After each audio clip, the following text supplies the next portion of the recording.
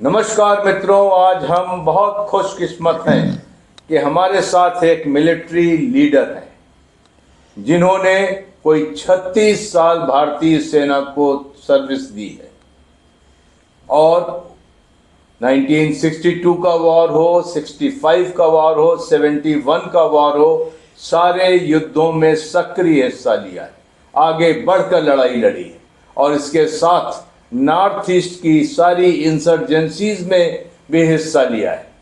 तो आइए उनसे जानते हैं कि वो पीछे देखते हुए अपने मिलिट्री कैरियर को किस भांत देखते हैं और किस महापुरुष से वो अपनी ज़िंदगी में सबसे ज़्यादा प्रभावित रहे हैं।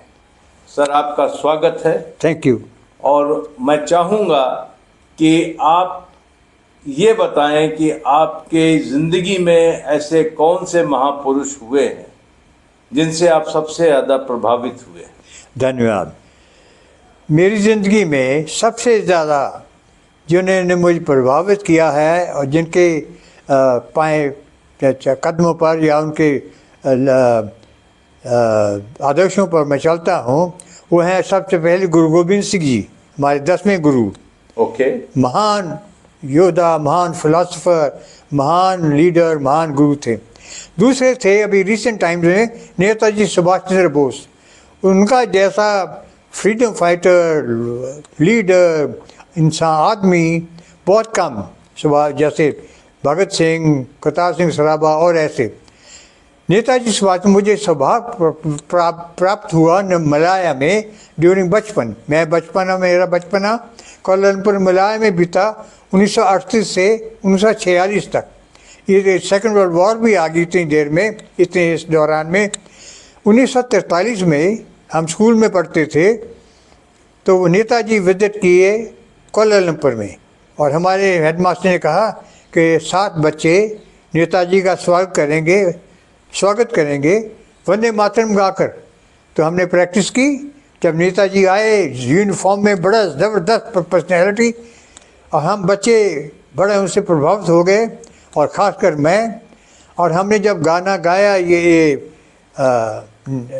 एंथम वंदे मातरम पूरा जोश के साथ, तो नेताजी ने हमें हक किया, आलिंगन में लिया, प्यार दिया, ऐसे करके, और हमें बड़ी अच्छी खुशी प्राप्त हुई जी। और उसी आफ्टरनून में, इसी शाम को उनकी रैली थी, उनका स्पीच थी कोलमपुर में। वो जो बहुत बड़ी ग्राउंड थी, पतंग बसार, पूरा कोलमपुर में हिंदुस्तानी, हिंदू, मुस्लिम, सिख, क्रिश्चियन जो भी थे, आसपास के इलाके के भी जितने भी थे, खचाखच भरा हुआ था। मेरे ख्याल 1 लाख के करीब होंगे। खैर मैं बच्चा हूँ, मैं कह नहीं सकता, लेकिन इतने ज़रूर होंगे। वहाँ पर देखिए बैठने की जगह नहीं थी, आदमी सब खड़े थे। कोई 8 से 10 हज़ार तक लेडीज़ आई होंगी। लेडीज़ को सबको आगे बैठने का मौका दिया गया। जब नेताजी आए तो वो गेंदे और दूसरे हारों से लदे हुए थे, सैकड़े हार होंगे।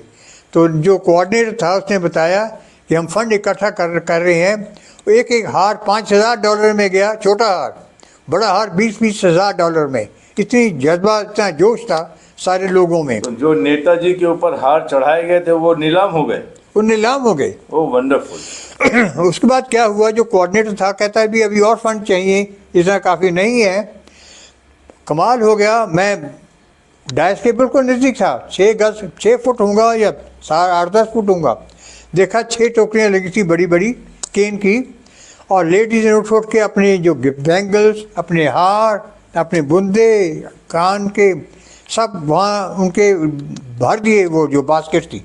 अच्छा। गोल्ड से। कहा, वो कहें ये लीजिए नेताजी, ये लीजिए नेताजी, ताकि आप हथियार खरीद सकें आईएनए के लिए, और आईएनए से वो आगे लेके हिंदुस्तान की फ्रीडम के लिए, अपने आज़ादी के लिए लड़ सकें। ये जज्बा।